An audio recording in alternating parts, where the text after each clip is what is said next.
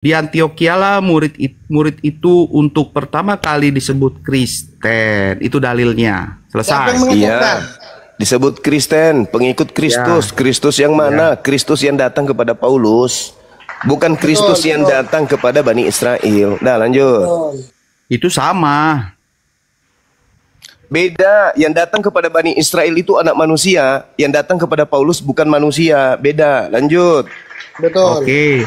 Kalau kalian mengatakan beda, sampaikan dalilnya. Dalilnya? Oke, saya sampaikan. Sorry, Esos. Silakan. Waktu saya singkat, hanya 3 jam di sini. Singkat kok 3 jam. Jadi, saya sampaikan samamu. Di dalam Lukas 2 nomor 11, pada hari ini telah lahir bagimu juru selamat manusia yang diurapi Tuhan di kota Daud. Paulus mengaku bukan dari manusia. Galatia 1, 11, 12, aku menerima Injil bukan dari manusia. Bukan manusia mengajarkan aku Injil, tetapi Yesus Kristus. Berarti yang lahir di kota Daud dengan yang datang kepada Paulus itu adalah Yesus yang berbeda. Dah, lanjut. Oke, Lukas 2 ayat 11 itu, hari ini telah lahir bagimu juru selamat, yaitu Kristus Tuhan. Kristus Tuhan itu yang apa? disebut. Sorry. Jangan kamu dilencengkan dengan Yesus yang datang itu. Tuhan di situ tidak ada tanda koma. Di situ Kristus. Kristus itu artinya apa? Manusia yang diurapi Tuhan. Dalam original teks tidak ada huruf tanda koma. Jadi yang benar adalah Kristus artinya manusia yang diurapi Tuhan di kota Daud. Lanjut. Oke, berarti protesnya karena katanya nggak ada huruf koma, katanya protesnya. Oh bukan, yang lahir itu tidak mungkin Tuhan. Yang lahir itu manusia yang diurapi Tuhan. Itu yang betul. Lanjut. Oke, berarti dalilnya bahwa Tuhan tidak bisa lahir, betul? Oh iya pastilah. Oke. Yesaya 43 nomor 10.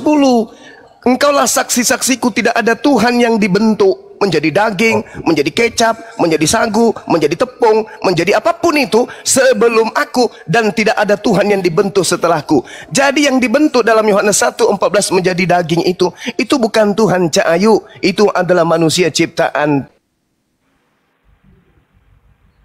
Hilang suaranya. Pikir Apa saya internet aku atau Sebentar. apa? Enggak, Bang Zuma, Bang. Halo, Bang. Bang. Merah, sinyalnya merah, sinyal gerunda merah. Sinyal gerunda merah. Suaranya Diulangi lagi hilang, Bang. gerunda. Iya, silakan. Anda jenius kan, dampingi, ayo kita Ya, dampingi. oke, kita lanjutkan.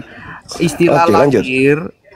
lahir, manusia lahir. Ya. Manusia lahir Ya. itu bagaimana bisa manusia lahir? Ada sperma, ada kandung telur. Nah, Ya. Yesus itu tidak lahir dari sperma. Kata siapa? Sehingga istilah lahirnya ini pun bukan lahirnya manusia. Kata Lahirnya siapa Yesus Tuhan tidak lahir ini. dari sperma? Kata siapa? Karena Yusuf Karena? tidak bercampur. Kan Hai, ada ayatnya, ada dalilnya. apakah Yusuf Tuhan tidak mampu bercampur. menciptakan sperma tanpa harus Ya, ada mampu. laki-laki? Jangan pindah-pindah.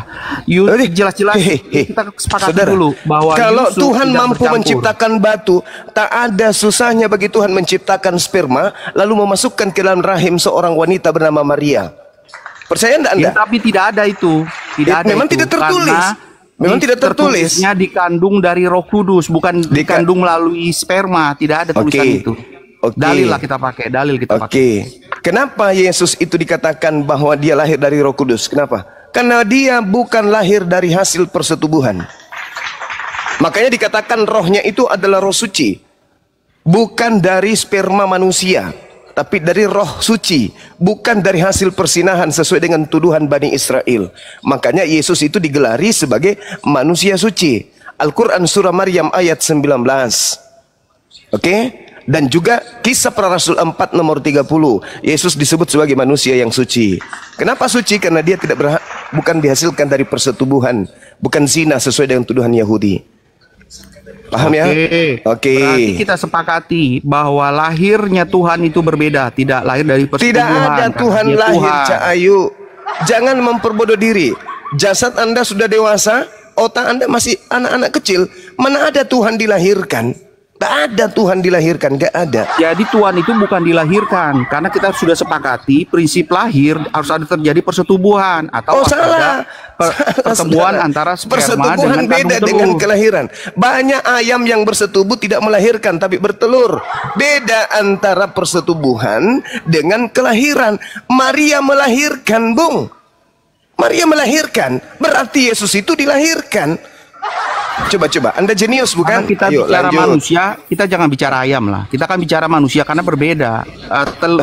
Ayam itu bisa bertelur tanpa harus ada cowoknya. Nah, oleh Dia karena telurnya itulah bisa jadi mengeras. kemudian Itu beda. sebagai orang jenius, jangan Anda protes hal-hal yang harusnya menjadi kekuatan bagi argumentasi Anda. Maria Karena gini. melahirkan apa? Kutanya dulu. Maria melahirkan apa? Apa jangkien lah? Maksudnya apa? Kalau ikan otak itu kan beda masing-masing. Orang Maria jenius melahirkan itu jangan siap langsung- dengan serbuan pertanyaan. Maria melahirkan manusia, bukan melahirkan tape singkong. Pahami itu. Maka mustahil. Aku mau tanya Bang Zuma. Aku Iya, mau tanya silakan. Bang Zuma. Apakah ada Silakan. manusia? Apakah ada manusia yang lahir tanpa dari Ya. sperma selain Tuhan Yesus? Ada Sebutkan. Adam, Adam kan diciptakan bukan dia lahir, dilahirkan bicara dari lahir. bumi. Bicara Dia lahir. dilahirkan Adam kan oleh nggak bumi. lahir. Dia Adam kan nggak dilahirkan oleh bumi. Begitu juga Hawa. Hawa Oke, aku pun lengkapi perkataannya. saudara. Adakah manusia lain yang lahir dari wanita, perempuan, tanpa pembuahan melalui sperma selain Tuhan Melkisedek? Yesus? Sebutkan. Melkisedek tak berayah tak beribu. Melkisedek disebut tidak berbapak, tidak beribu, bukan berarti Lebih tidak hebat lagi lahir. dia. Lebih hebat lagi dia. Jangan samakan, kadang-kadang ini yang salah. RT6 sering memahami konteksnya berbeda. Kalimatnya apa, dimasukin ke konteks mana, itu yang sering kali yang terjadi. Oke, baik. Sekarang saya ingin tahu dari saudara. Ya, saya ingin tahu dari saudara. Apakah menurut saudara kitabnya orang Yahudi pernah menisbahkan tanda-tanda Tuhan akan dilahirkan oleh manusia? Ingat, Bung? Kitabnya Yahudi ini bicara kitab apa ya? Kitab Tanak. Gak ngerti juga. Salah satu inti dari kitab Tanak itu Anda baca dalam Yesaya 26 nomor 19. Coba arahkan otak Anda ke sana. Atau Yeremia 31 nomor 8. Sebab embun Tuhan adalah embun terang. Dan bumi akan melahirkan arwah kembali. Bumi melahirkan. Oke? Jadi selesai kita di situ ya. Selesai kita di situ. Jadi yang Anda sembah yang namanya Yesus itu kita hargai. Al-Quran juga menghargai itu. Wa iyyad'una illa syaitanan marida. Yang kamu sembah itu adalah setan yang durhaka dan terkutuk.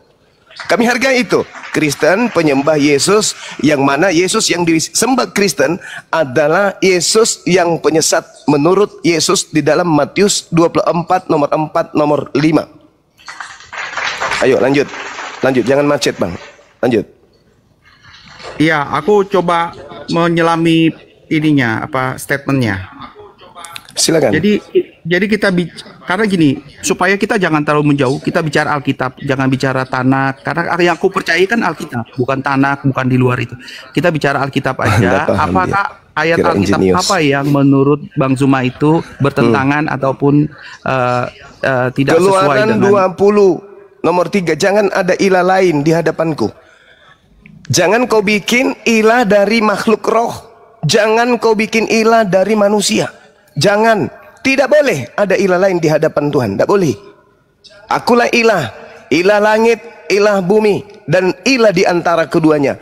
Tidak ada yang lain. Yesaya 45 nomor 6. Gak boleh. Tidak ada ilah di sampingku. Tidak ada ilah di depanku. Tidak ada ilah di belakang. Akulah ilah satu-satunya.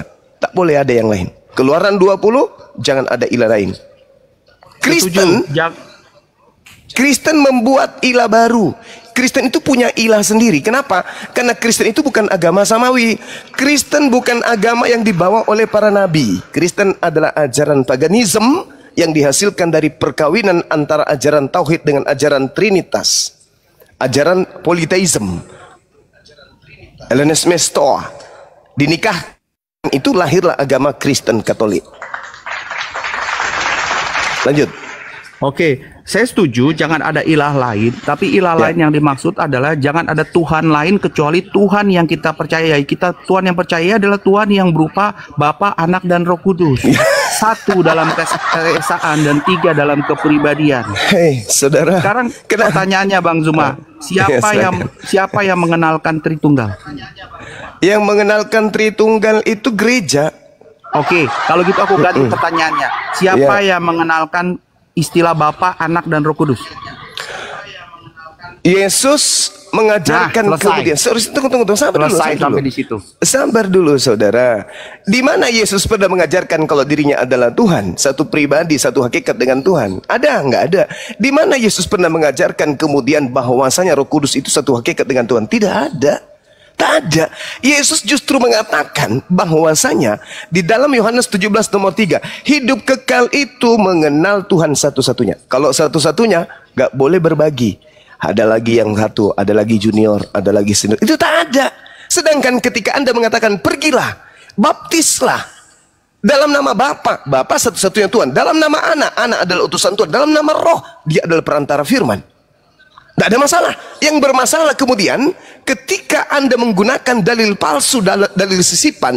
1 Yohanes 5 nomor 7, sebab ada 3 yang bersaksi di surga, yaitu Bapa, Anak, dan Roh, dan ketiganya adalah satu. Sama seperti di bumi, darah, roh, dan angin, tiga-tiganya adalah satu. Pertanyaan saya, benarkah darah dan air, benarkah roh dan darah itu adalah satu? Enggak kan? Beda kan? Maka data sisipan ini yang dijadikan oleh Kristen Katolik untuk menjadikan Tuhan itu menjadi 3 pribadi, bukan merujuk kepada Tuhannya Yahudi, tapi merujuk kepada Tuhannya nenek moyang mereka, yaitu penyembah Hercules. Oke, terima kasih. Aku sampaikan jawaban aku. Silakan. Disampaikan bahwa pernahkah Yesus mengatakan dirinya Tuhan? Nih, sekarang gini, siapa di sini manusia? Di sini ada Itoku, Ito Norma. Apakah Ito Norma pernah berkata saya ini manusia? Tidak pernah tentu. Nora, Bang.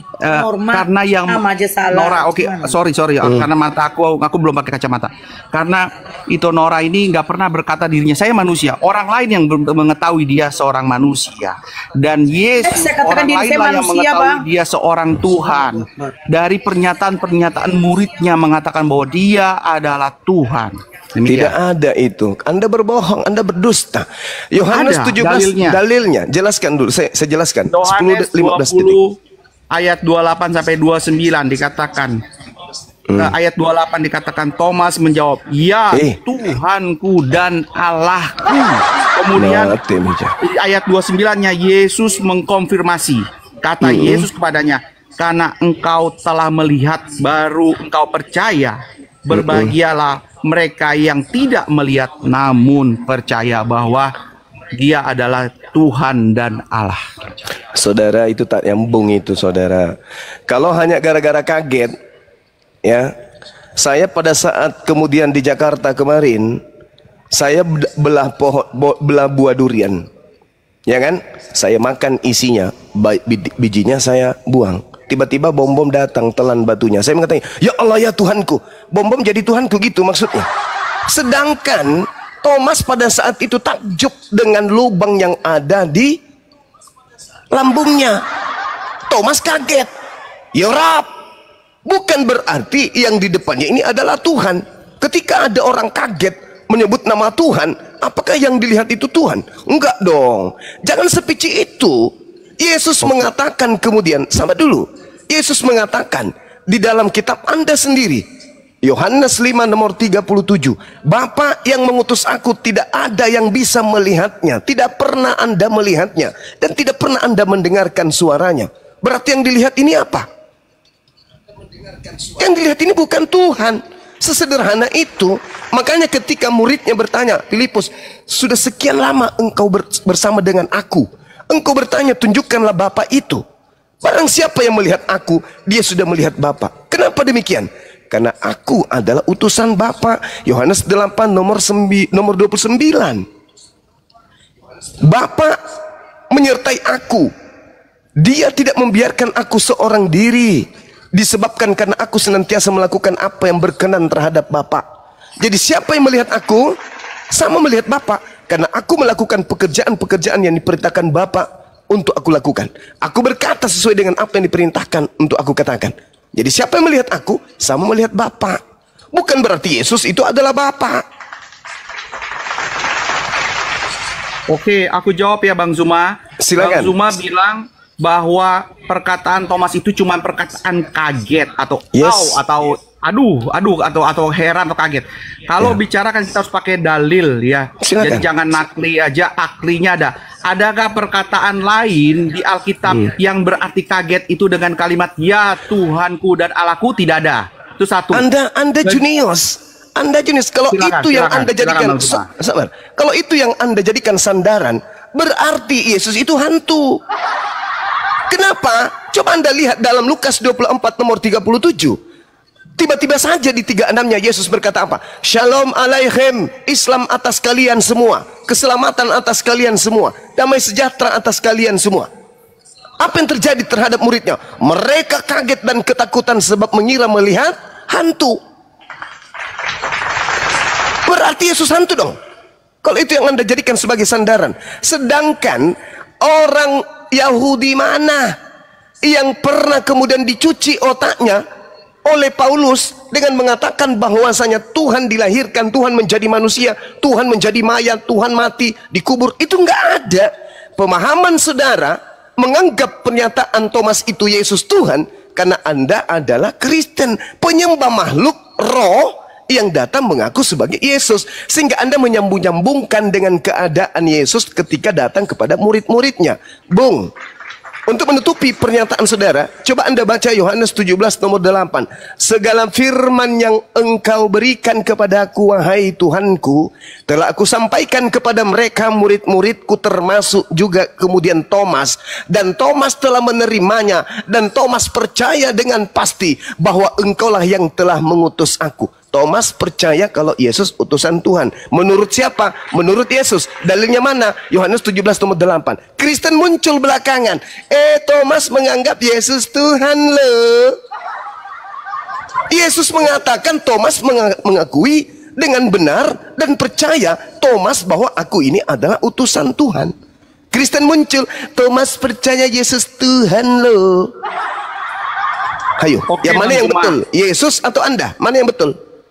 Oke Bang Juma, Silakan. kami bisa menjelaskan peristiwa Thomas ini dari awal sampai akhir versi kami. Aku mau dengar juga dari versi Bang Zuma, tapi dari versi aku dulu.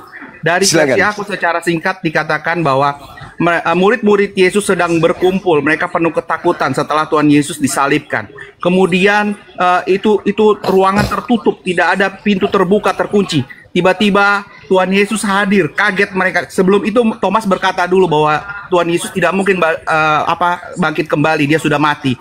Sementara murid yang lain percaya bahwa dia akan bangkit. Kemudian tiba-tiba Tuhan Yesus muncul di antara mereka dan kaget. Terus kemudian Tuhan Yesus berkata, cucukkanlah tanganmu di lambungku dan percayalah. Kemudian baru Thomas percaya dan berkata, ya Tuhanku dan Allahku. Ini sebuah peristiwa yang bukan kaget. Ini sebuah peristiwa yang sangat-sangat di luar nalar manusia. Karena orang yang sudah mati bisa muncul, ada lambungnya sudah tertusuk, dan kemudian dia mengatakan Tuhanku dan Allahku. Bukan sebuah peristiwa yang kaget. Ini peristiwa yang sangat-sangat di luar nalar manusia. Bagaimana Islam menjelaskan peristiwa itu seperti saya menjelaskan? Silakan. Oke, baik, saudara. Anda baca Yohanes dan juga Matius bab 12. Matius 12 jelas menerangkan bahwa angkatan jahat minta tanda, dan tidak akan diberikan satu tanda apapun kepada angkatan jahat kecuali keluar dari kubur pada hari ketiga. Matius 12 nomor 38 sampai nomor 40. Baca dulu itu, dalami dulu itu. Angkatan jahat diberikan satu tanda, dan tidak akan diberikan satu tanda apapun kecuali anak manusia keluar dari kubur pada hari ketiga. Dalil, bukan asumsi Fokus dulu, iman. Bang Zuma. Bagaimana bisa naklinya secara nalar? Tunggu, Cuma sebuah proses kaget. Sabar. Coba dijelaskan dari versi Islam. Kalau itu sederhana, Bung. Anda baca Lukas 14 nomor 50. Semua murid lari tunggang langgang meninggalkan Yesus. Tak ada murid yang melihat Yesus ditangkap, tak ada murid yang melihat Yesus itu disalib, tak ada murid yang melihat Yesus itu dikuburkan. Sabar, tenang, tenang, tenang, tenang. Saya akan jelaskan itu.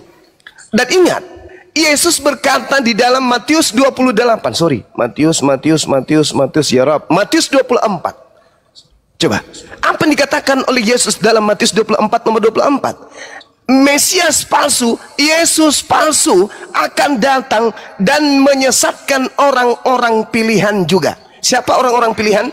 Yohanes 6 nomor 70. Bukankah aku yang memilih engkau yang 12 orang? 12 orang ini adalah orang pilihan. Orang pilihan juga akan disesatkan. Jadi yang datang tiba-tiba pada saat keluar dari kubur itu sudah bukan Yesus asli. Lihatlah tanganku, lihatlah kakiku, rabalah aku, inilah aku. Adakah di antaramu yang punya makanan, dikasih ikan goreng, dikasih madu, itu bukan Yesus. Ingat Yohanes 12 nomor 31, Yesus berkata apa? Sekarang berlangsung penghakiman atas dunia ini. Sekarang juga penguasa dunia ini akan dilemparkan keluar dari gua. Yang keluar dari gua yang dibuat oleh Arimatea, Yusuf Arimatea. Siapa? Pengganti Yesus yang masuk ke dalam kubur. Yang ditemui Maria berupa malaikat itu siapa? Itu adalah iblis. Yang datang dalam rupa lain selain Yesus itu siapa? Itu adalah iblis. Ingat kata Yesus, Lukas 21 nomor 8. Waspadalah kepada penyesat yang banyak yang datang kepadamu dengan memakai nama Yesus dan berkata, akulah Yesus.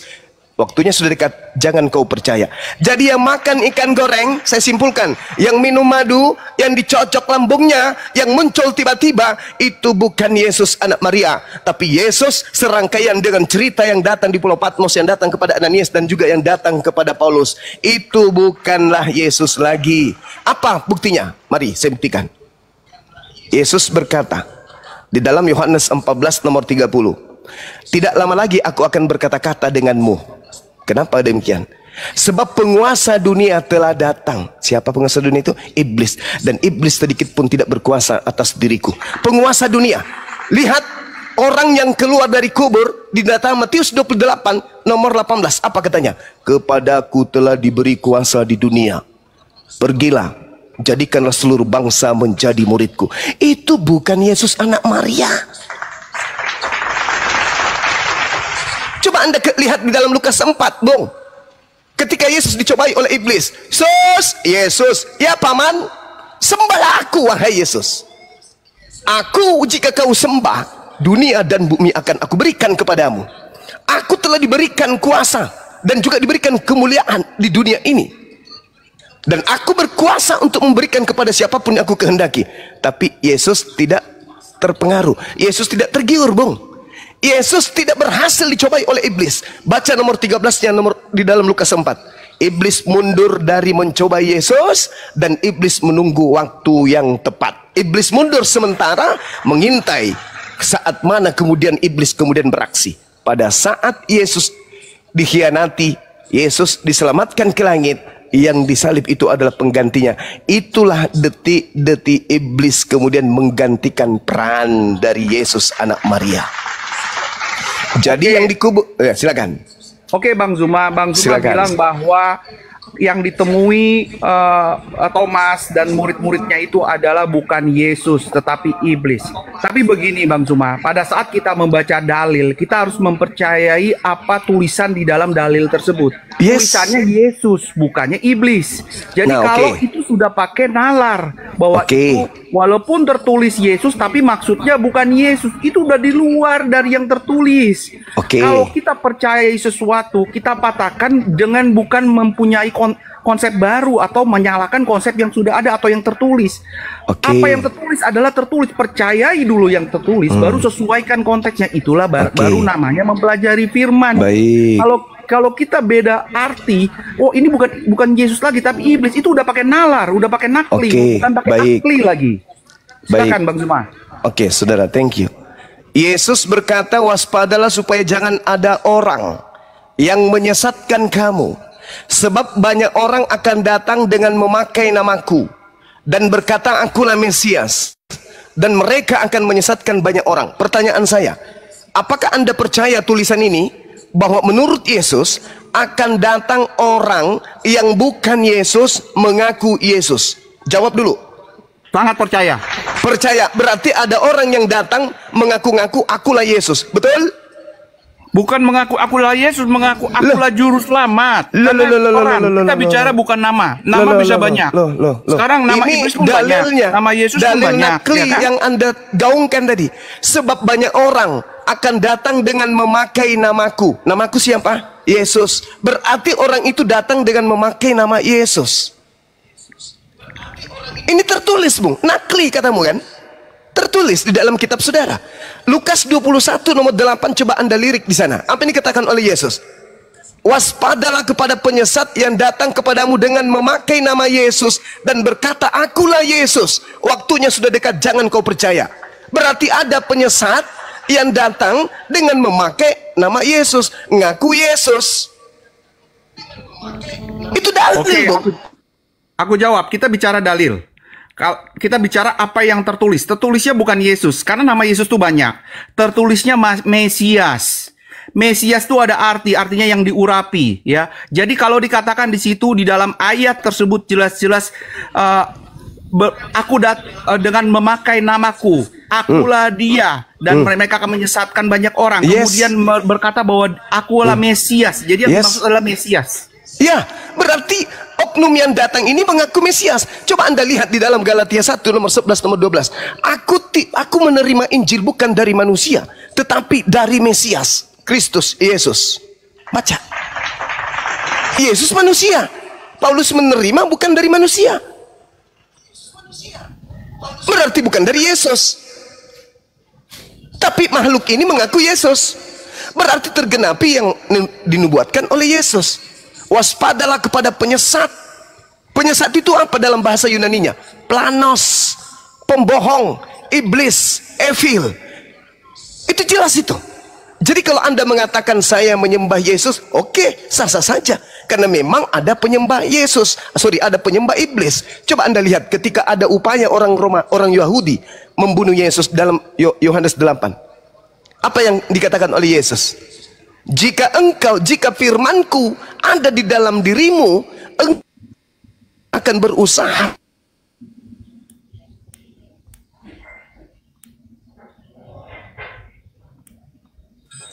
Hilang suaranya apa internet aku ya? Hilang suaranya Bang Zuma, hilang suaranya. Yang mau membunuh Yesus adalah anak-anak iblis. Yang mengimani pembunuhan Yesus adalah anak-anak iblis. Berarti yang Anda sembah adalah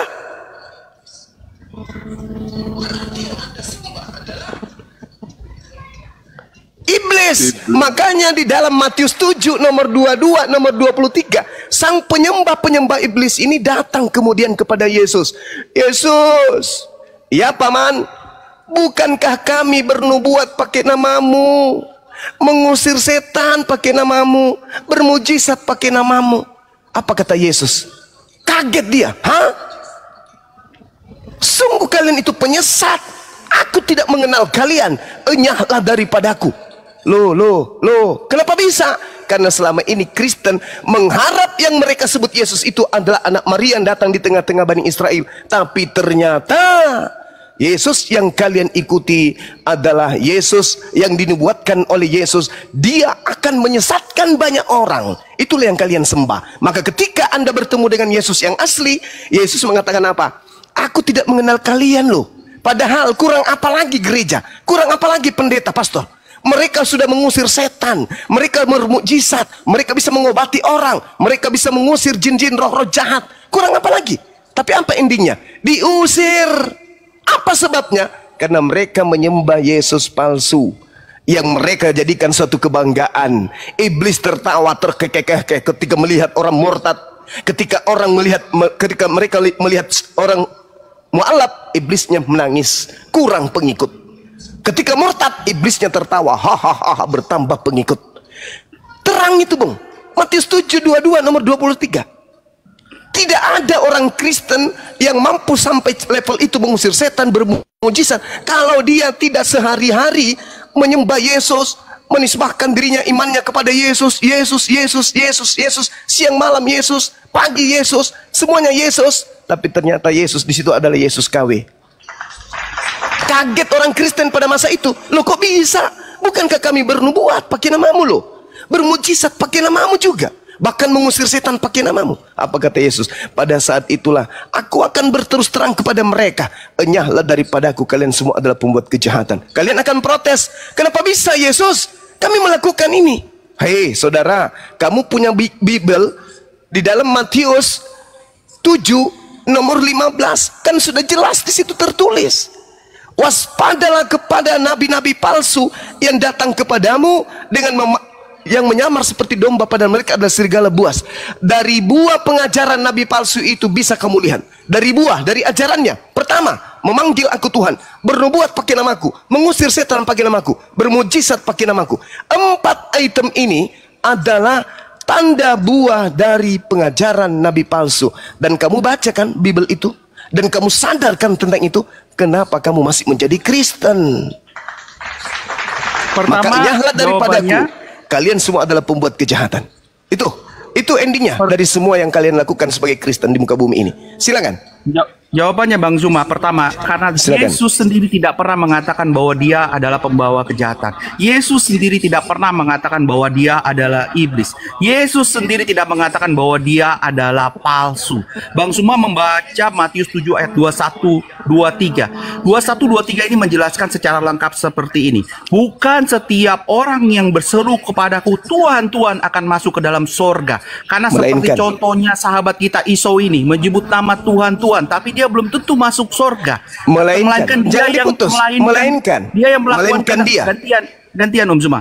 Melainkan dia yang melakukan kehendak Bapakku Bagus, yang di kena surga. kau di situ. Pada hari terakhir banyak orang yang berseru kepadaku, Tuhan, Tuhan, bukankah kami bernubuat demi namamu, mengusir setan demi namamu, mengadakan banyak mujizat demi namamu. Pada Itu waktu siapa? itulah aku akan berterus terang kepada mereka dan berkata, aku tidak pernah mengenal kamu, nyala daripadaku kamu sekalian pembuat kejahatan. Jadi begini, dan Zuma, Tuhan berbicara hati, Yesus berbicara hati. Banyak orang mulutnya A, hatinya B. Banyak orang bilang saya anak Tuhan, seperti Om Saus ini mengaku anak Tuhan, mengaku Kristen. Begitu dengan sesuai dengan isi Alkitab. Nah, orang-orang seperti inilah yang dimaksudkan Tuhan Yesus, Bang Zuma. Supaya orang-orang seperti ini ada, makanya ada denom seperti yang tadi Itonora tanyakan. Mengapa ada denom? Karena ada orang-orang seperti ini pun sudah dinubuatkan oleh Tuhan Yesus. Demikian Bang Zuma, terima kasih. Oke, baik. Saya tertarik dan saya terenyuh. Anda mengatakan apa? Yesus tidak membawa kejahatan. Subhanallah. Yesus orang suci, Masya Allah. Yesus bukan pendosa. Dengan kata lain, ketika dia bukan membawa kejahatan, ketika dia membawa sebagai juru selamat, ketika dia orang suci, dia orang baik, dia orang benar, maka haram hukumnya Yesus disalib. Masih pakai Oke. kelima dia. Kalau saya Sabar, saya Bang belum Zuma. selesai. Saya belum Oke, selesai. silakan, Bang Zuma. Saya belum selesai. Haram hukumnya Yesus disalibkan karena dia adalah orang benar. Dia adalah orang suci. Sedangkan yang disalib itu adalah orang yang dikutuk oleh Tuhan. Siapa yang dikutuk oleh Tuhan? Sudah pasti bukan Yesus. Karena bukan Yesuslah yang disalibkan, maka Yesus kemudian memberikan tanda Yunus. Tanda Yunus akan diberikan kepada angkatan jahat, yaitu 3 hari bangkit dari kubur. Kenapa? Karena yang disalib itu bukanlah Nabi Isa, bukan Yesus. Dia orang suci. Apa dasarnya kemudian Yesus itu dibunuh? Sedangkan di dalam kitabnya orang Yahudi mengatakan, Keluaran 23 nomor 7 nomor 8, jangan kau membunuh orang yang tidak bersalah, jangan kau bunuh orang yang benar, sebab aku Tuhan tidak akan membenarkan Kristen yang bersalah dengan menebus dosa mereka menggunakan orang yang benar. Itu mustahil terjadi. Pahami itu dulu. Berarti dari sejak awal Kristen ini memang sudah keliru. Kenapa? Coba Anda dalami lagi. Habis ini Anda turun, dalami Yohanes 11 dari 45 sampai nomor 57. Rupa-rupanya penyaliban Yesus itu dasarnya, latar belakangnya tidak ada sedikit pun berdasarkan atas dosa waris, tidak ada atas tebusan dosa, tidak ada karena dosa-dosa orang Kristen, tak ada sama sekali. Yesus ingin dibunuh oleh tuan rumah oleh orang Yahudi karena unsur politik ekonomi saja. Baca di dalam Yohanes 11 nomor 45 sampai nomor 57, Anda akan tamat di sana. Rupa-rupanya konsep nebus dosa bla bla bla bla bla bla bla itu adalah hasil buah dari pengajaran iblis yang datang kepada Paulus. Salah satunya Roma 14 nomor 9. Untuk itulah Yesus mati agar dia bangkit untuk menjadi Tuhan bagi orang Kristen. Nauzubillah summa nauzubillah. Pahami itu. Ini terakhir, Anda tanggapi nanti. Tuhan berkata di dalam Yesaya 43 nomor 10, engkaulah saksi-saksiku. Tidak ada Tuhan yang dibentuk, tidak ada Tuhan yang dijadikan, tidak ada Tuhan yang dibentuk sebelum aku dan setelah aku. Anda baca Filipi 2 nomor 6, nomor 7, nomor 8. Anda baca tuh. Itu ajaran dari mana nih? Dalam keadaannya sebagai dewa, Theos, dia tidak mempertahankan ketewasannya, melainkan mengosongkan diri dan mengambil rupa manusia dan menjadi hamba dan menjadi taat sampai mati di atas tiang salib. Pertanyaan saya, siapa oknum yang datang mengambil rupa manusia? Mayat dikubur, dimasuki, mayat itu keluar dari kubur lalu menjadi Tuhan bagi orang Kristen. Itu siapa, Bung? Tidak mungkin Tuhan masuk ke dalam tubuh mayat yang ada dalam kubur lalu keluar. Tidak mungkin. Yang melakukan itu adalah iblis. Makanya Yesus berkata dalam Yohanes 12 nomor 31, sekarang berlangsung penghakiman atas dunia ini. Sekarang penguasa dunia ini akan dilemparkan keluar. Keluar dari mana? Keluar dari kubur. Untuk apa? Untuk menggenapi kemudian tanda jahat yang diminta oleh angkatan jahat, yaitu bangkit dari hari ketiga. Coba, Anda jenius bukan? Saya syukur kalau Anda jenius. Silakan, silakan. Semuanya bisa saya jawab dan ada dalilnya. Cuma Bang Zuma terlampau banyak materi yang disampaikan, jadi saya mau jawabnya satu persatu panjang sekali. Saya coba jawab yang satu aja dulu, yang awal. Yang tadi Bang Zuma bilang, bukankah yang terkutuk itu orang yang berdosa, orang yang dikutuk lah ya, orang yang disalib itu orang yang terkutuk. Betul sekali, dan ada dalilnya. Silakan. Ada aklinya. Kita buka di dalam Galatia 3 ayat 13 dikatakan, Kristus menebus kita. Jadi ini adalah karya penebusan Tuhan Yesus kepada kita semua. Sebagaimana kawan-kawan biasa memotong kambing untuk menebus dosa, demikian yang dilakukan. Kristus menjadi kutuk bagi kita semua, rela mengorbankan dirinya menjadi kutuk. Karena apa? Karena dalam adat Yahudi, orang-orang yang disalib itu orang-orang terkutuk, orang-orang yang sudah berdosa. Itulah dia dosa besar. Kristus Yesus akan menghapus dosa dunia, dosa yang begitu besar, sehingga karya keselamatan Kristus inilah tertulis, semua ada dalilnya, semua ada penjelasannya di semua.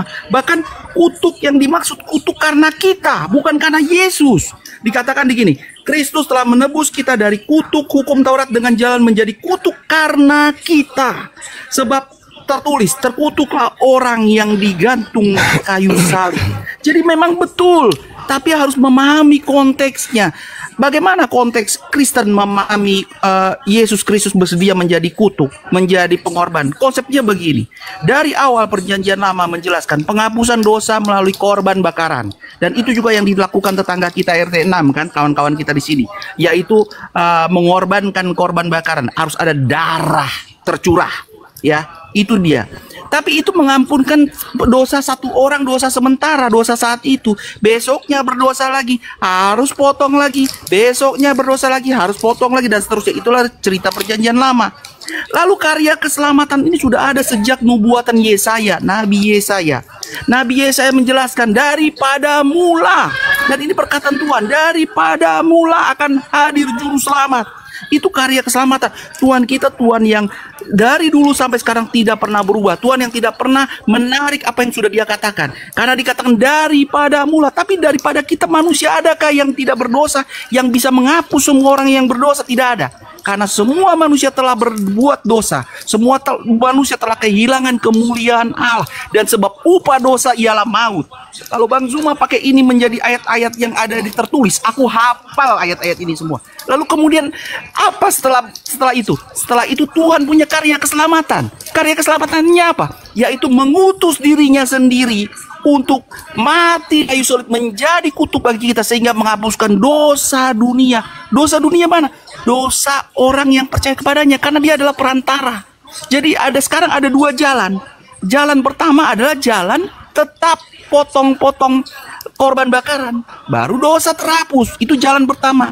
Tapi Rasul Paulus berkata, itu tidak mampu kalian, karena kalian sudah kedagingan, kalian sudah dosa. Bahkan hukum Allah yang terbaru adalah hukum kasih. Berpikir adalah dosa. Siapa di sini yang hari ini tidak berdosa? Kalau gitu kalian potong teruslah sampai terus-terusnya. Karena apa? Kami sudah ada perantaranya. Perantaranya itu satu kali potong, satu kali melalui kutuk, melalui kayu salib, satu kali potong untuk selamanya, melalui perantara Yesus Kristus. Percaya kepada Tuhan Yesus sebagai juru selamat. Demikian, terima kasih Bang Zuma. Oke, baik. Dengarkan saudara ya. Ketika Anda membawa data Galatia 3 nomor 13, ingat makhluk yang datang kepada Paulus, dialah yang membisikkan itu. Bukan firman Tuhan yang kau sebutkan barusan, tapi bisikan makhluk roh yang datang hanya berupa cahaya dan suara kepada Paulus. Itu dulu, catat itu. Itu bukan firman Tuhan. Itu adalah hasil bisikan makhluk yang datang kepada Paulus. Kristus telah menebus kita. Kenapa enggak menyebut Yesus di situ? Kenapa? Kenapa enggak menyebut Yesus? Yesus telah menebus kita. Kenapa hanya Kristus? Karena Kristus itu dalam kaidah Islam itu Al-Masih. Ada dua yang bergelar Al-Masih, Iblis, Dajjal, dan juga Isa alaihi salam. Catat itu. Kristus telah menebus kita. Kristus telah menebus Kristen dari kutuk hukum Taurat. PR pertama kamu, sejak kapan Taurat itu adalah kutuk? Justru di dalam Ulangan 27 nomor 26, terkutuk orang yang tidak menjalankan hukum Taurat. Bukan Taurat yang kutuk. Itu sudah dibolak-balikkan oleh iblis. Kristus telah menebus Kristen dari kutuk hukum Taurat. Taurat ini tidak berlaku untuk Kristen. Taurat itu hanya berlaku untuk Bani Israel. Kalau ada Kristus terkutuk karena hukum Taurat, maka dia terkutuk untuk Bani Israel, bukan untuk Kristen. Taurat itu hanya untuk Bani Israel. Kristus telah menebus kita dari kutuk hukum Taurat dengan jalan menjadi kutuk. Sebab ada tertulis. Nah, camkan nih baik-baik. Sebab ada tertulis. Terkutuklah orang yang mati digantung di tiang pohon. Itu ada tertulis. Kata Paulus. Di mana tertulis harus dicari supaya Paulus ini tidak disebut sebagai pembohong. Ternyata bisikan yang datang kepada Paulus itu betul. Ada tertulis di dalam Ulangan 21. Apabila ada orang yang melakukan dosa yang sepadan dengan hukuman mati, lalu kau gantung dia, jangan kau biarkan semalam-malaman di atas pohon. Sebab orang yang dikutuk Tuhan, jangan mayatnya menyentuh tanah yang diwariskan Tuhan kepadamu. Berarti menurut saudara, Yesus ini adalah pelaku dosa yang sepadan dengan hukuman mati. Pertanyaannya, dosa apa yang Yesus lakukan sampai dia harus digantung? Ini dalil, Bung. Sebab ada tertulis, terkutuklah orang yang digantung. Tertulisnya di mana? Di Ulangan 21. Sedangkan di Ulangan 21, yang dikutuk Tuhan adalah dia yang melakukan dosa yang sepadan dengan hukuman mati. Pertanyaan saya, dosa apa yang Yesus lakukan yang sepadan dengan hukuman mati? Itu satu. Nanti Anda membawa, oh tidak, itu dosa-dosa kami. No, tidak bisa. Yang dihukum gantung adalah si pelaku, bukan menanggung dosa yang lain. Nah, Anda lihat tentang kurban. Al-Quran menarasikan, a'udzubillahi minasyaitonirrajim, wa likulli ummatin ja'alna mansakal liyazkuru smallah ala ma razaqahum min bahimatil an'am. Setiap umat diberikan kaidah, yaitu berkorban dengan menggunakan hewan ternak. Imamat 1 nomor 2, katakanlah kepada orang Yahudi, kepada orang Israel, apabila mereka hendak mempersembahkan korban persembahan dosa korban persembahan kepada Tuhan untuk menghapus dosa, maka ajarkan mereka, perintahkan mereka untuk mempersembahkan hewan ternak, domba, kambing, lembu, sapi. Pertanyaannya, dari mana Kristen mendapatkan ilmu korbannya adalah manusia? Ayo, yang mempersembahkan korban kepada manusia, yang mengorbankan manusia untuk jadi korban itu hanya penyembah-penyembah iblis. Oke? Saya ulang. Yang mengorbankan kemudian manusia. Sabar. Yang mengorbankan manusia kemudian itu hanyalah apa? Penyembah iblis. Sementara Paulus sendiri mengatakan bahwa dia mempersembahkan manusia kepada iblis. Oke? Baik.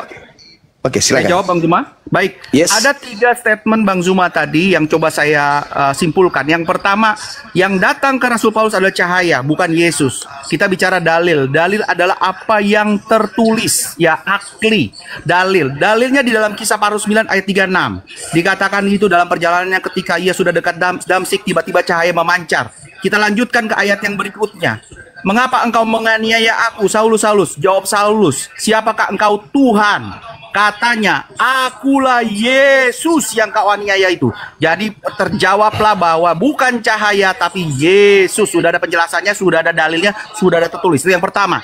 Yang kedua, Bang Zuma mengatakan bahwa dari mana ada kalimat bahwa kutuk itu hukum Taurat? Kembali saya katakan ada tertulis. Karena kita bicara dalil, kita bicara akli, bukan nalar kita. Apa aklinya? Galatia 3 ayat 10, apa katanya? Karena semua orang yang hidup dalam pekerjaan hukum Taurat berada di bawah kutuk. Jadi jelas bahwa yang hidup di dalam pekerjaan hukum Taurat berada di bawah kutuk. Itu kalimat seperti itu. Sebab tertulis, terkutuklah orang yang tidak setia melakukan segala sesuatu. Apa sih arti kutuk? Kita tahu arti kutuk adalah konsekuensi dari ketidakmampuan manusia untuk memenuhi standar Allah. Itulah kutuk. Makanya tidak ada yang mampu di sini melakukan hukum Taurat. Pikiran kita aja udah berdosa. Tindakan aja kita berdosa. Tiap hari aja kita berdosa. Ini aja yang kita lakukan, kita lagi berdosa ini. Kita lagi menghina orang, kita lagi berkata kasar, kita lagi ngambil kesimpulan masing-masing. Kita lagi berdosa ini, tiap detik, tiap menit kita berdosa. Jadi boleh sentuh pertanyaan saya, Bang? Ayatnya. Silakan Bang. Siapa yang mengajarkan kemudian Kristen mempersembahkan manusia untuk menebus dosa kalian? Baik, saya jawab. Itu pertanyaan Bang Zuma yang ketiga.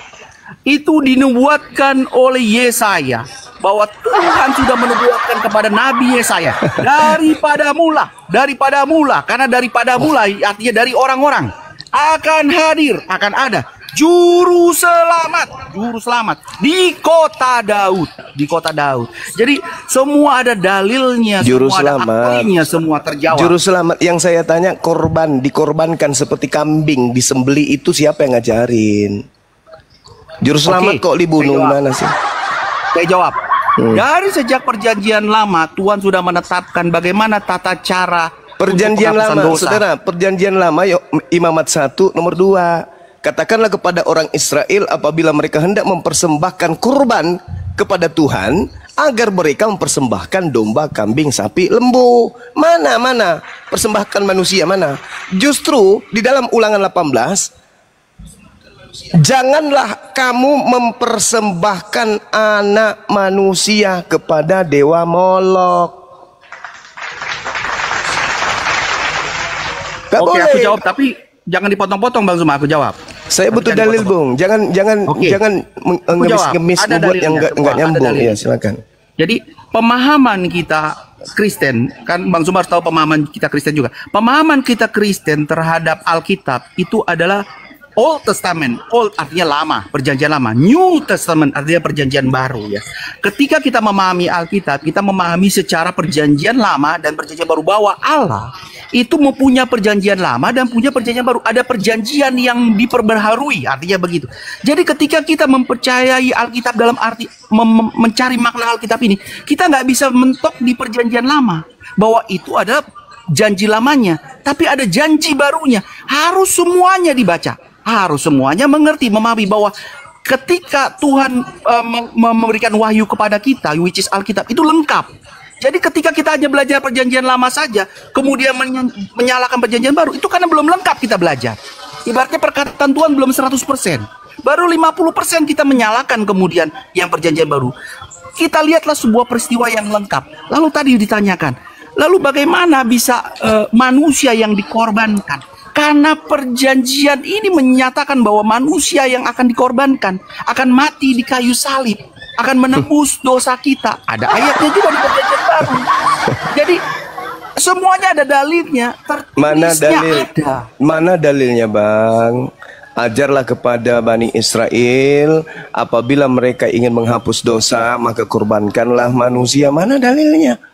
Ulangan 18, apabila engkau sudah masuk ke negeri yang diberitakan, yang berikan kepadamu oleh Tuhan, maka janganlah engkau belajar berlaku sesuai dengan kekejian yang dilakukan bangsa-bangsa itu. Di antaramu janganlah didapati seseorang pun yang mempersembahkan manusia sebagai korban. Itu jelas itu. Jangan. Kata Tuhan, seorang pemantra atau seorang yang bertanya kepada arwah atau kepada roh peramal atau yang meminta kepada makhluk yang orang mati, kepada orang-orang mati, sebab setiap orang yang melakukan hal itu adalah kekejian bagi Tuhan, dan oleh karena kekejian-kekejian inilah Tuhan Elohimmu menghalau mereka dari hadapanmu. Jangan. Ketika Anda berbicara mengenai nubuat, tadi kan saya sudah kasih PR tuh, saya sudah kasih kemudian ilmu di dalam Yohanes 11:45 sampai 57. Di situ imam kepala baru bernubuat tentang Yesus. Apa nubuatnya? Yesus ini harus mati demi menyelamatkan bangsa Israel dari penjajahan Roma. Itu nubuatnya. Nubuat untuk Yesus dari Imam Kayafas, Yesus harus mati tahun ini juga demi untuk menyelamatkan Bani Israel dari penjajahan Romawi. Itu nubuat untuk Yesus. Bukan lari kemana-mana, pergi di kitabnya orang. Diketawain kita, Bang. Orang Yahudi lebih paham kitabnya daripada Anda. Anda siapa? Baik, aku jawab Bang Juma. Silakan. Perkataan Bang Juma benar bahwa tidak boleh mengorbankan manusia. Itu perintah Tuhan kepada manusia. Tapi yang mengorbankan kali ini bukan manusia mengorbankan manusia, Tuhan yang melakukannya. Karena Tuhan yang melakukannya, ini bukan perintah untuk Tuhan, perintah itu untuk manusia. Lalu apa ayatnya? Ya Allah, ya Karim. Ayatnya jelas, ayatnya Dimana? ada. Dimana? Baik di dalam 1 Petrus 2 ayat 24. Aduh, Petrus, itu kan surat itu kan bisikan di dalam tubuhnya di kayu salib. Iya, itu bisikan makhluk yang datang kepada Paulus itu. Hidup untuk kebenaran. Itu makhluk. Gimana? Itu bisikan biar makhluk. aku bisa dengar. Itu bisikan makhluk yang Yesus sudah nubuatkan, waspadalah kepada penyesat. Ternyata kamu lebih percaya kepada penyesat. Makanya kau percaya korban yang dipersembahkan oleh penyesat itu berupa Yesus di atas tiang salib. Padahal pembunuhan terhadap Yesus itu gagal. Yang dibunuh adalah selain Yesus. Itu bukan Yesus yang dibunuh. Nah, sekarang, oke, aku tanya Bang Juma. Sorry. Tunggu. Saya masih minta data. Saya masih minta data sesuai dengan Imamat 1 nomor 2 dan juga Ulangan 18. Jangan kau mempersembahkan anak manusia kepada dewa. Jangan. Itu perintah Tuhan tuh, enggak boleh. Nah, sekarang kalau Anda sudah mengatakan perintah Tuhan kepada manusia, Bang Zuma, bukan kepada Tuhan. Perintah Tuhan kepada manusia, bukan kepada Tuhan. Perintah Tuhan kepada manusia. Jadi manusia jangan. Ini yang melakukan bukan manusia, Tuhan sendiri yang melakukan. Oke, baik. Yang merasuk. Ya, Oke. Anda menuduh Tuhan yang melakukan. Oke? Iya, betul. Di mana dalilnya perintah Tuhan untuk membunuh Yesus?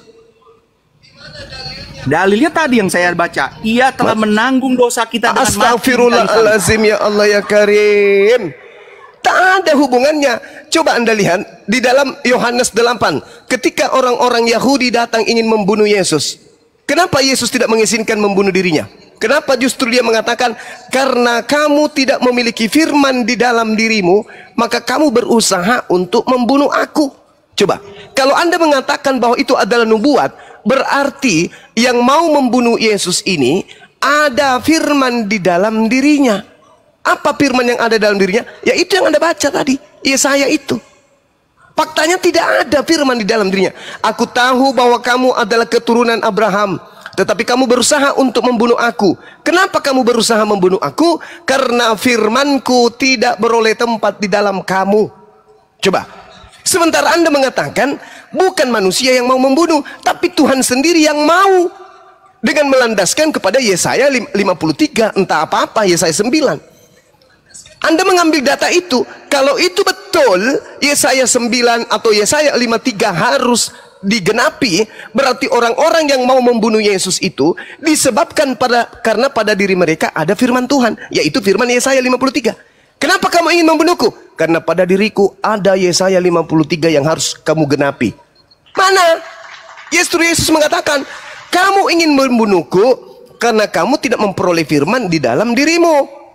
Apa yang kulihat pada Bapa, itulah yang kukatakan. Dan demikian juga, kamu berbuat tentang apa yang kamu dengar dari bapakmu. Bapakmu siapa? Bapakmu iblis. Jawab mereka kepada Yesus, Bapa kami adalah Abraham. Jawab Yesus, jikalau sekiranya kamu adalah anak-anak Abraham, tentulah kamu mengerjakan pekerjaan yang dikerjakan oleh Abraham. Tetapi yang kamu kerjakan justru adalah berusaha membunuh aku. Coba. Begini, Ayo. Bang Zuma. Mana buktinya bahwa pembunuhan terhadap Yesus itu adalah kehendak Bapa? Mana? Sebuah tindakan itu punya niatan yang berbeda, Bang Zuma. Itu tadi Bang Zuma, aku tanya Bang Zuma, ini sebenarnya standar sekali. Kalau ada dua orang ke tempat warung kopi, bukan berarti niatannya selalu pengen ngopi. Ada yang pengen jemput adiknya, ada yang pengen kerja di kopi. Sama seperti tadi kita balikan tadi. Yang satu ingin membunuh karena niat jahat. Jadi niatan di dalam hati Yesus mengetahui niatannya.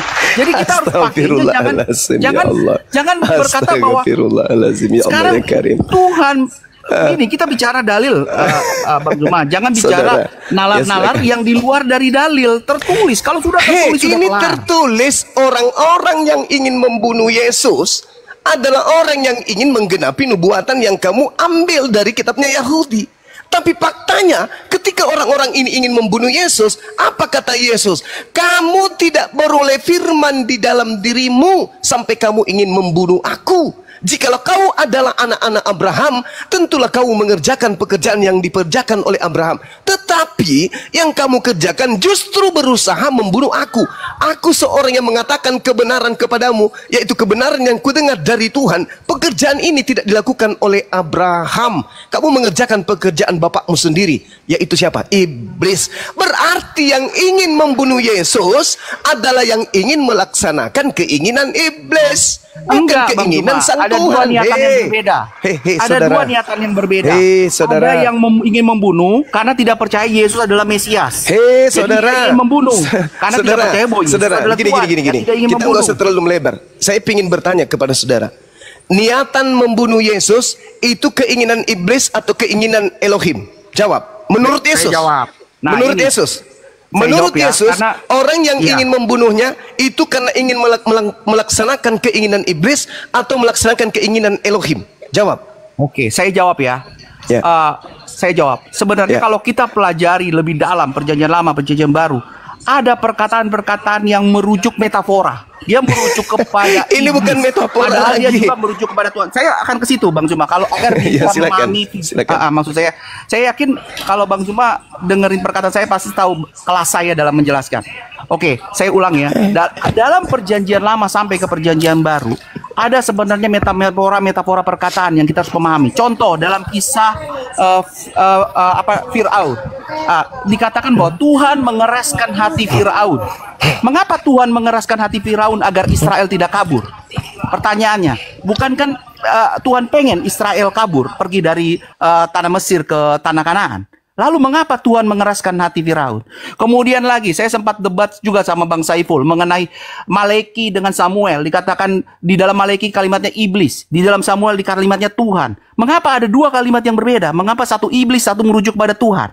Lalu kemudian lagi tadi Bang Zuma mengatakan, mengapa siapa yang ingin disalibkan? Apakah iblis yang ingin Yesus disalibkan atau Tuhan Yesus yang ingin disalibkan? Saya jawab seperti ini. Bang Zuma dan teman-teman semua, burung pipit pun jatuh tanpa seizin Tuhan tidak bisa. Rambut di kalian semua terhitung. Ada ayatnya, ada dalilnya. Maka dari itu Tuhan mengetahui semuanya.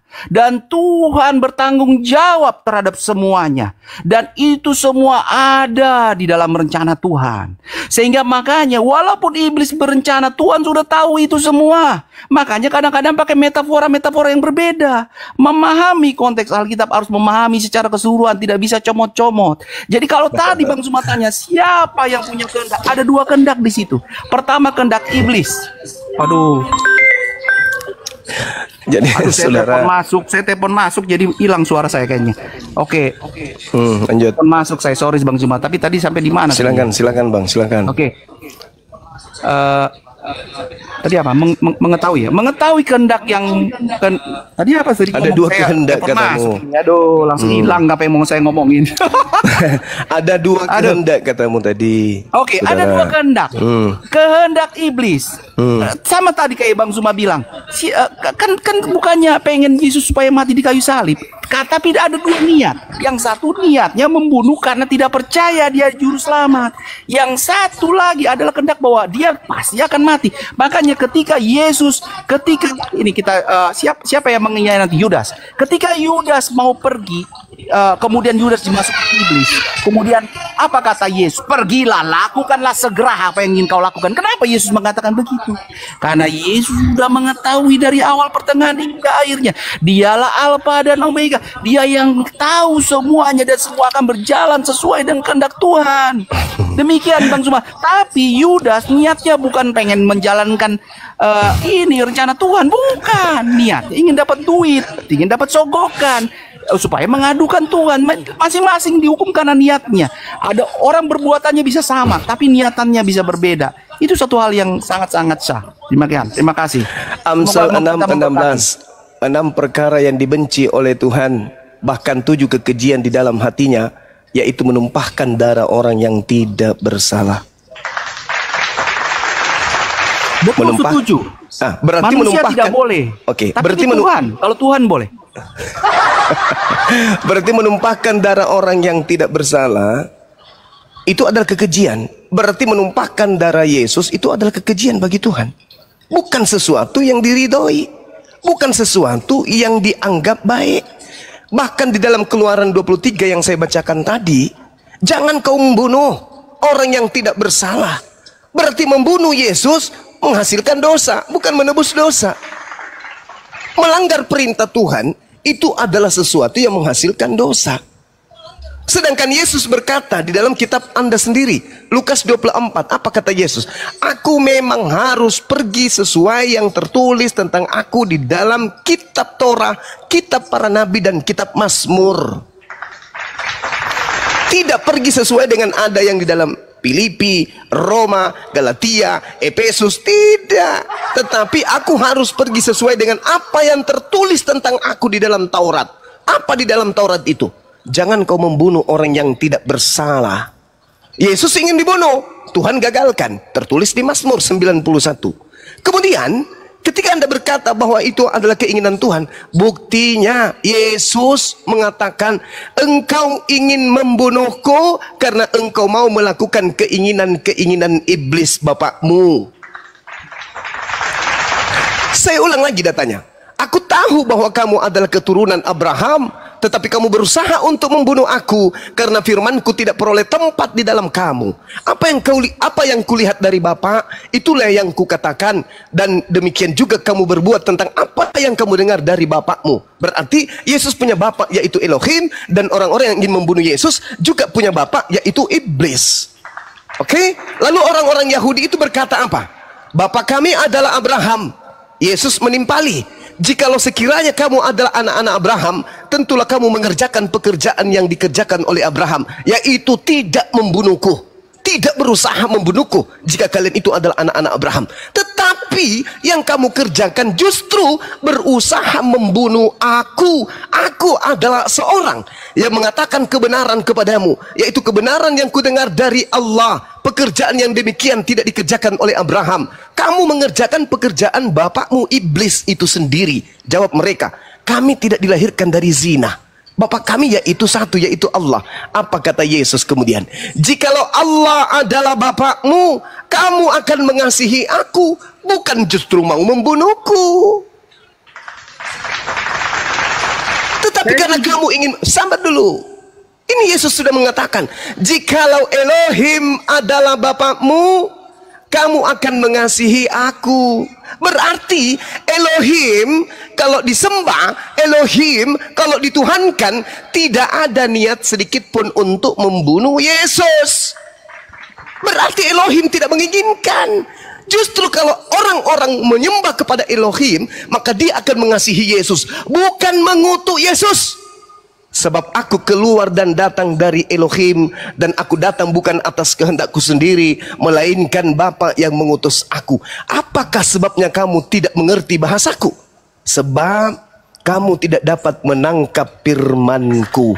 Iblislah yang menjadi bapakmu. Yang menjadi bapakmu adalah iblis, dan kamu ingin melakukan keinginan-keinginan bapakmu. Tuh, berarti membunuh Yesus, punya keinginan membunuh Yesus, itu adalah keinginan-keinginan iblis. Lengkap sudah, saya membacakan dalilnya saudara. Anda mau percaya ataupun tidak, itu datanya ada di dalam Bible saudara. Pada kesimpulannya, yang berusaha membunuh Yesus, itu adalah berusaha melakukan keinginan-keinginan iblis. Ingat, sudah berapa kali iblis ingin membunuh Yesus? Sudah berapa kali iblis ingin mencobai Yesus? Sudah berapa kali iblis ingin agar Yesus ini mati, tapi gagal dan gagal. Iblis kemudian datang kepada orang-orang Yahudi. Apa kata Yesus? Iblislah yang menjadi bapakmu, dan kamu mau melakukan keinginan bapakmu itu, yaitu membunuh aku. Jadi membunuh Yesus artinya berhasil iblis kemudian untuk melakukan cita-citanya. Tapi sayang sekali iblis tidak berhasil. Tetapi iblis tidak kehilangan akal. Ketika Yesus tidak berhasil dibunuh, maka penggantinya pun dijadikan menjadi Yesus. Lalu apa setelah Yesus ini, yang dibunuh ini dijadikan sebagai Yesus? Orang-orang disesatkan semuanya dengan pola Yesus mati demi dosa-dosa kalian. Orang-orang kurang akal, lemah akal, yang tidak berilmu, percaya bahwa Yesus mati untuk dosa-dosa kita. Padahal itu adalah rekayasa iblis. Saya kira cukup dari saya. Waktu saya sudah mau zuhur. Ya, kalau boleh. Saya penutup sedikit bahwa apa yang disampaikan Bang Zuma ada benarnya dari sudut pandang. Jadi dalam sebuah peristiwa selalu ada perspektif atau ada sudut pandang yang berbeda-beda. Ada positif, ada negatif. Selalu begitu. Contoh kita kejadian COVID.